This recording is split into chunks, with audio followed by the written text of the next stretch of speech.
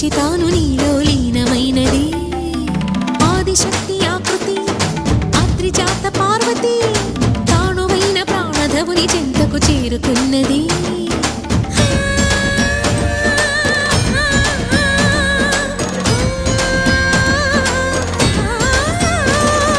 భవుని భువికి తరలించేలా ధరణి దివిని తలపించేలా రసతరంగిణి వేళ ఎదిని నృత్యరతుని చేయగలిగే వేళ భరత వేదముగ నిరత నాట్యముగా కదిలిన పదమిది ఈశా